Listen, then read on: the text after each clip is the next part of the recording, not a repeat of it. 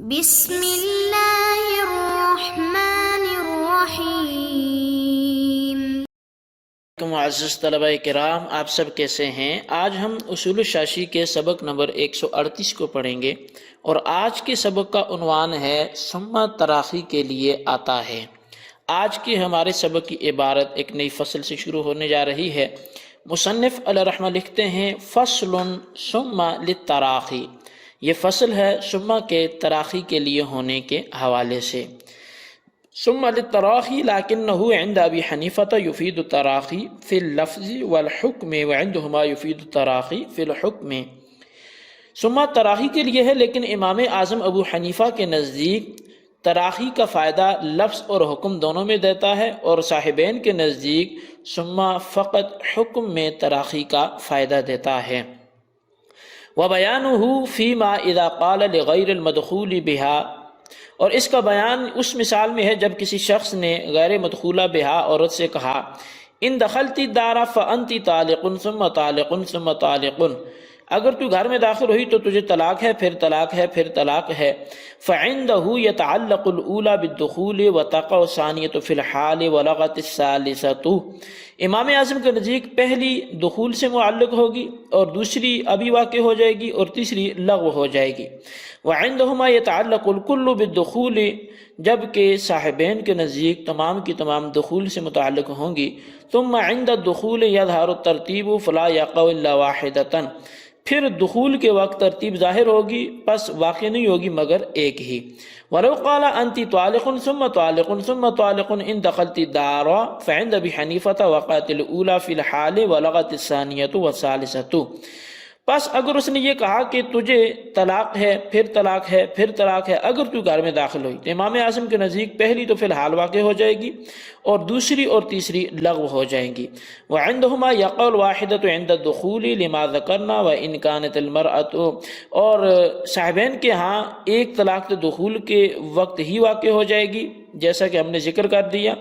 وَإِنْ كَانَتِ الْمَرْأَةُ مَدْخُولًا بِهَا، اور اگر مدخولہ بہا عورت ہو، فَإِنْ قَدَّمَ الشَّرْطَ تَعَلَّقَتِ الْأُولَى بِالدُّخُولِ وَيَقَعُ سَنَتَانِ فِي الْحَالِ عِنْدَ أبي حنيفة، وَإِنْ أَخَّرَ الشَّرْطَ وَقَعَ سَنَتَانِ فِي الْحَالِ وَتَعَلَّقَتِ الثَّالِثَةُ بِالدُّخُولِ، اور اگر وہ شرط کو مقدم کرتا ہے تو پہلی جو طلاق ہے وہ دخول سے متعلق ہوگی، اور دوسری فی الحال امام اعظم کے ہاں واقع دونوں ہو جائیں گی، اور اگر وہ شرط کو مؤخر کرتا ہے تو دو فی الحال واقع ہو جائیں گی،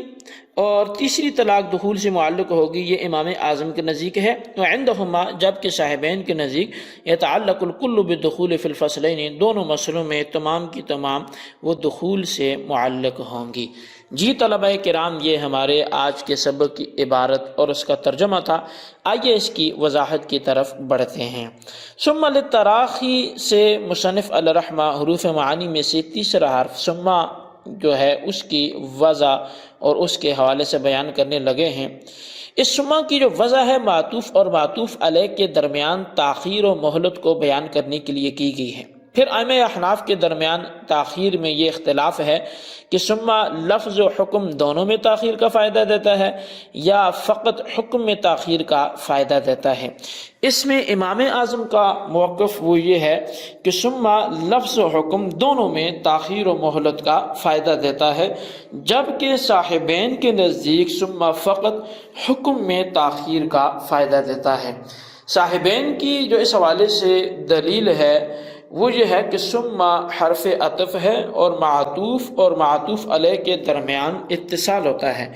جبکہ عطف میں انفصال درست نہیں ہے، لہٰذا ثم کا لحاظ کرتے ہوئے کہیں گے کہ ثم تراخی کا فائدہ دیتا ہے، اور عطف کا لحاظ کرتے ہوئے کہیں گے کہ تلفظ میں تاخیر کا فائدہ نہیں دیتا۔ گویا ثم کے ذریعے حکم میں تراخی ہوتی ہے، لیکن تکلم میں تاخیر نہیں ہوتی۔ یہ جو بیان کیا گیا یہ صاحبین کی دلیل تھی، جبکہ امام اعظم علیہ رحمہ کی اگر دلیل دیکھی جائے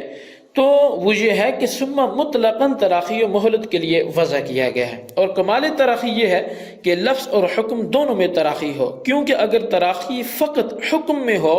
تو من وجہ تراخی ہوگی اور من وجہ نہیں ہوگی، جو کہ ثم کی وجہ کے خلاف ہے۔ صاحبین کی دلیل کا اگر جواب پوچھیں تو وہ یہ ہے کہ معطوف اور معطوف علیہ کے درمیان صورتاً اتصال بھی کافی ہے، وہ جہاں موجود ہے کہ بولنے والا معطوف علیہ کے بعد معطوف کا تکلم بغیر سکوت کے کرتا ہے، لیکن حقیقت اور نفس الامر میں معطوف علیہ کے بعد گویا کہ متکلم نے کچھ خاموشی اختیار کی پھر معطوف کا تکلم کیا، لہٰذا لفظ اور حکم دونوں میں تاخیر کا فائدہ ہوتا ہے اور یہ فائدہ دیتا ہے۔ اب اس پورے اختلاف کا جو ثمرہ ظاہر ہوگا تو وہ ثمرہ اختلاف وہ یوں ظاہر ہوگا کہ مصنف علیہ رحمہ بیان ہو فیما سے امام اعظم اور صاحبین کے درمیان ثمرہ اختلاف کو 4 صورتوں میں بیان کر رہے ہیں۔ ثمرہ اختلاف کو بیان کرنے سے پہلے یہ بات یاد رکھیں کہ غیر مدخول بہا عورت ایک طلاق کے ساتھ بائنہ ہو جاتی ہے، اگر خامن دوسری یا تیسری طلاق دے دو تو وہ لغو ہو جاتی ہیں۔ پہلی صورت یہ ہے کہ اگر شوہر نے غیر مدخول بہا عورت کو شرط مقدم کی صورت میں کہا، یعنی شرط مقدم کر لی، جزا مؤخر میں لے آیا اور یوں کہا ان دخلتی دارا فانتی طالق ثم طالق ثم طالق، تو اس صورت میں امام اعظم کے نزدیک پہلی طلاق فانتی طالق دخول دار کی شرط کے ساتھ معلق ہوگی اور ثم طالق میں مذکور دوسری طلاق فی الفور واقع ہو جائے گی، کیونکہ ثم لفظ اور حکم دونوں میں تراخی کا فائدہ دیتا ہے۔ گویا انتی طالق کے بعد شوہر نے سکوت کیا، پھر تاخیر سے ثم طالق کہا، تاخیر کی وجہ سے یہ طلاق شرط کے ساتھ متعلق نہ ہوئی تو اسی وقت واقع ہو گئی، اور عورت غیر مدخول بہا ہونے کی وجہ سے اسی ایک طلاق کے ساتھ بائنہ ہوگی۔ گویا پھر سکوت کیا اور تاخیر سے ثم طلاق کہا، اور یہ تیسری طلاق محل طلاق نہ ہونے کی وجہ سے لغو ہوگی۔ اسی بات کو مصنف نے یوں بیان کیا کہ پہلی معلق، دوسری فی الفور اور تیسری لغو ہوگی۔ اگر دوبارہ اس عورت سے نکاح کر لیا اور دخول دار کی شرط پائی گئی تو ایک طلاق واقع ہو جائے گی، جیسا کہ قاعدہ بھی ہے المعلق بالشرط یثبت لوجود الشرط، کہ جو بات شرط پر معلق ہوگی وہ شرط کے پائے جانے سے ثابت ہو جائے گی، جبکہ صاحبین کے نزدیک ثم صرف حکم میں تاخیر کا فائدہ دیتا ہے اور لفظ و تکلم میں اتصال کی وجہ سے سب طلاقیں دخول دار کی شرط سے معلق ہوں گی، پھر جب دخول دار کی شرط پائی گئی تو ایک واقع ہو کر عورت کو بائنہ کر دے گی اور دیگر محل طلاق کے نہ ہونے کی وجہ سے لغو ہو جائیں گی۔ بہرحال اب اگر آپ پہلی صورت میں اتفاق و اختلاف کی نوعیت کو دیکھیں، دوسری صورت دیکھیں تو اس کی تیسری صورت، چوتھی صورت، یہ سب کی تفصیل ہے۔ امام اعظم اور صاحبین کا ایک طلاق کے واقع ہونے میں تو اتفاق ہے، لیکن طلاق کے فوراً واقع ہونے یا وجود شرط کے بعد واقع ہونے میں اختلاف ہے، اور اس کی دلیل میں بھی اختلاف ہے کہ امام اعظم کے نزدیک دوسری طلاق فوراً واقع ہوگی، جبکہ صاحبین کے نزدیک پہلی طلاق وجود شرط کے وقت واقع ہوگی۔ اب دوسری صورت یہ ہے کہ اگر خامن نے غیر مدخول بہا عورت کو جزا مقدم اور شرط مؤخر کی صورت میں یوں کہا انتی طالق ثم طالق ثم طالق ان دخلت الدار، تو اس صورت میں امام اعظم کے نزدیک پہلی طلاق یعنی انتی طالق اسی وقت واقع ہو جائے گی، اور یہ طلاق شرط کے ساتھ معلق نہ ہوگی، کیونکہ شرط اور جزا کے درمیان ثم سے توقف ہے، اور اس طلاق سے عورت بائنہ ہو جائے گی اور محل طلاق نہ ہونے کی وجہ سے دوسری اور تیسری طلاق لغو ہو جائے گی، جبکہ صاحبین کے نزدیک تینوں طلاقیں شرط کے ساتھ معلق ہوں گی اور دخول دار کے وقت صرف پہلی طلاق واقع ہوگی اور دوسری اور تیسری محل طلاق کے نہ ہونے کی وجہ سے لغو ہو جائیں گی۔ اس بات میں تو سب کا اتفاق ہے کہ ایک ہی طلاق واقع ہوتی ہے، لیکن اس بات میں فرق ہے کہ امام اعظم کے نزدیک فی الفور، جبکہ صاحبین کے نزدیک دخول دار کی شرط کے پائے جانے کے وقت طلاق واقع ہوگی۔ یہ دوسری صورت کے حوالے سے تھا۔ اب تیسری صورت یہ ہے کہ اگر خاوند نے مدخول بہا عورت کو شرط مقدم کے صورت میں یوں کہا ان دخلت الدار فانتی طالق ثم طالق ثم طالق، اب ان دخلت الدار شرط مقدم ہے، تو اس صورت میں امام اعظم کے نزدیک پہلی طلاق شرط کے ساتھ معلق ہوگی، یعنی ان دخلت الدار کے ساتھ معلق ہوگی، دوسری اور تیسری فی الفور واقع ہو جائیں گی۔ اگر عدت کے دوران دخول دار کی شرط پائے گی تو تیسری طلاق بھی واقع ہو جائے گی، جبکہ صاحبین کے نزدیک تینوں شرط سے معلق ہوں گی کہ شرط کے پائے جانے سے ہی واقع ہوں گی۔ اور چوتھی صورت اور آخری صورت یہ ہے کہ خاوند نے مدخول بہا عورت کو شرط مؤخر ہونے کی صورت میں کہا تو امام اعظم کے نزدیک پہلی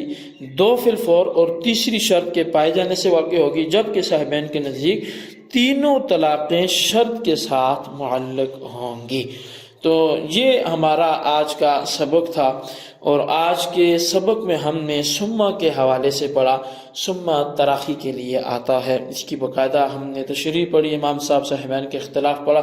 اس سبق کو اچھی طرح یاد رکھیں اور بالخصوص ان سوالات کے جوابات بھی دیں کہ سما کس معنی کے لیے آتا ہے، نیز اس کی پہچان بیان کریں۔ اور سوال نمبر 2 یہ ہوگا کہ صاحبین اور امام صاحب کے اختلاف کتنی صورتوں میں ظاہر ہوگا، کوئی ایک تحریر فرمائے۔ اللہ تبارک و تعالیٰ سے دعا ہے جو کچھ ہم نے پڑھا سنا سے یاد رکھنے کی توفیق نصیب فرمائے، آمین بجاہ النبی الامین صلی اللہ علیہ وسلم۔